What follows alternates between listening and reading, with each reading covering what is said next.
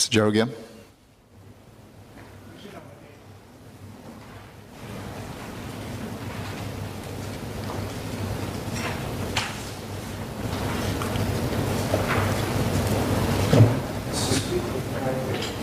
Questions from Mr. Jerogam and Mr. Dennis Tan together. Yes, please. Thank you. Mr. Speaker, the two questions asked by Mr. Jerogam and Dennis Tan, as listed in the order paper, conflate a number of issues that may inadvertently give rise to misinterpretations and misunderstandings, unless they are clearly distinguished. To avoid this, MINDEF's reply will therefore separately address three distinct issues within their questions. It's important to emphasize, even though they're somewhat related, these are three distinct issues. Let me list them.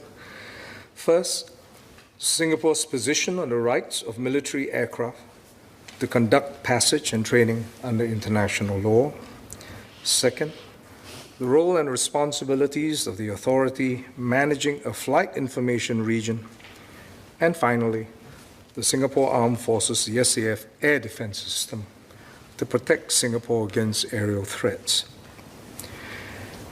In my reply, it would also be clear that the general principles Singapore adhere to govern our practices and specific protocols in response to all countries. Let me deal with the three issues separately. First, Singapore respects the right of military aircraft and ships to conduct passage and training over areas and waters in accordance with international law. And this includes the 1982 United Nations Convention on the Law of the Seas, UNCLOS. This is the basis upon which the Republic of Singapore Air Force aircraft conduct flights and training, whether it's in the South China Sea or other regions. This is also the basis for the conduct of exercise in the South China Sea, the ones that Singapore does bilaterally and in multilateral exercises. So, for example, Exercise Commando Sling, which is between the SAF and the US Air Force, and CARAT, Cooperation of Float Readiness and Training Exercise, between the SAF and the US Navy. Members may remember that we held a multilateral exercise in 2016, and this was involving navies of the 18 ADMM plus countries, and which sailed from Brunei to Singapore through the South China Sea and exercised together en route. You may also remember that during this year's Committee of Supply, I had also informed members of this House that the South China Sea will see an increase in military activity from other countries. Earlier this year, the French Navy deployed its ships to the South China Sea. Later this year, the UK will send the Queen Elizabeth Carrier Strike Group with its fighter aircraft, the F-35Bs. The Germans, too, intend to deploy a frigate to the South China Sea, the first time in almost 20 years. Apart from international law and UNCLOS, countries that conduct military activities in these areas have to act in accordance with ASEAN instruments that they have signed on to, such as the Treaty of Amity and Cooperation. And I think it's instructive to quote from some of the phrases that these countries have agreed to in this treaty. This treaty calls for, quote, mutual respect for the independence, sovereignty, equality, territorial integrity, and national identity of all nations, as well as for the signatories not to, quote, participate in any activity which shall constitute a threat to the political and economic stability, sovereignty, or territorial integrity, unquote, of one another. I've dealt with the first issues in terms of rights of military training. Let me deal with the second issue. As distinct from military activity, the International Civil Aviation Organization, ICAO, appoints a civilian authority to manage the airspace of each FIR, Flight Information Region. And this authority is designated as the Air Traffic Services Authority. Now, the role of the ATS authority is to ensure safe and efficient flow of air traffic, mostly civilian, within its FIR. In this role, it does not act as a watchdog over disputed areas, nor should that authority adopt a partisan role on behalf of any party or for itself. Civilian aircraft must file flight plans when going through the FIR of an ATS authority. However, state aircraft, which includes military aircraft, are not required to file flight plans under international law, and this includes the Convention of International Civil Aviation. State aircraft are also not obliged to contact the ATS authority, so long as they fly with due regard for the safety of other aircraft. Nevertheless, some militaries, and this includes the RSAF, do file flight plans and contact the ATS authority of that FIR, even when they are not legally required to do so. The RSAF routinely adopts this practice, primarily to assist the ATS authority in coordinating and deconflicting RSAF flights from civilian aircraft as part of their responsibility for operating with due care. ICAO has appointed the Civil Aviation Authority of Singapore, CAAS, as the ATS authority for the Singapore FIR. In this capacity, CAAS has gained an international reputation for managing the Singapore FIR in a safe, orderly, impartial, and expeditious manner. In the incident referred to in the members' questions, CAAS did not receive any flight plans from the PLAAF, nor did it communicate with the PLAAF or any of its aircraft. I've already mentioned that state aircraft are not required to do so. Nevertheless, had the PLAAF required air traffic services, it could have established communications with CAAS.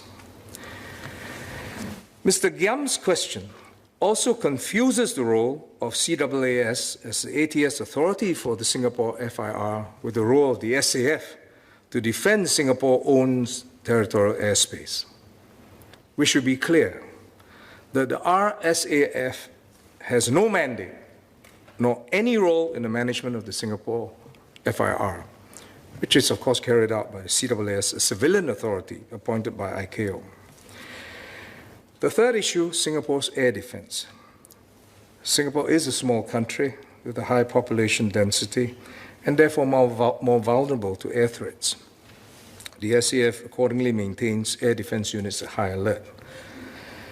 The RSAF conducts 24/7 surveillance of our skies through both ground-based radars and aerial reconnaissance to detect unknown or suspicious aircraft that are close enough to pose a potential threat.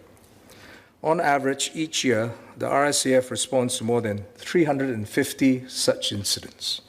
The specific incident referred to by the two members in their questions were not deemed to be such a threat. Mr. Georgia.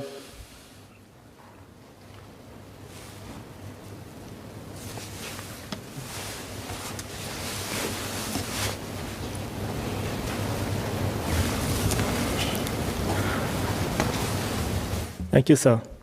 I thank the Minister for the reply.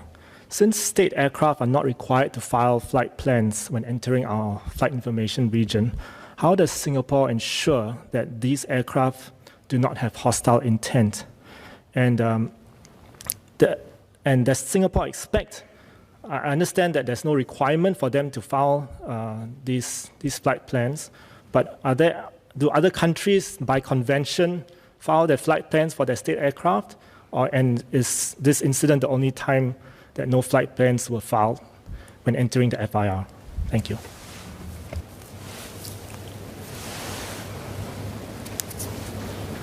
Again, Mr. Speaker, I think it's useful not to conscribe the question and direct it to any one country. It does not serve our foreign policy. It does not reflect our desire to be principled and neutral. So again, the answer is with regard to any country. And I think Mr. Giam has asked relevant questions. how do you determine whether a particular aircraft of any country is friend or foe? And that's the job of the RSAF. You mistaken a friend for a foe, there can be catastrophic consequences. And there are a number of aspects that we will detect, whether it's movement, whether it's whether indeed flight plans have been filed. And I've mentioned 350 such incidents. And let me again emphasize, these 350 incidents has got nothing to do with the questions that the two members have asked, because they have framed their questions in a way that can actually give rise to misunderstanding and misinterpretations. Now, these 350 incidents that we've had, many which RSAF had actually to mobilize. And as you remember, there are a number of incidents in previous years. One was a private aircraft that got lost. And of course, I suppose seeing a F-16 next to you for some is comforting, I suppose. And it was gently guided to land in a safe area. There have been other instances which RSAF must use its judgment, and there are strict protocols. This relates to what we call aerial threats. Now, Mr. Giam asked whether it's other militaries, I presume he was asking that, file flight plans. The answer is it's not uniform, and in fact, it's not the majority. Many aircraft from many countries don't file flight plans or contact the ATS authority.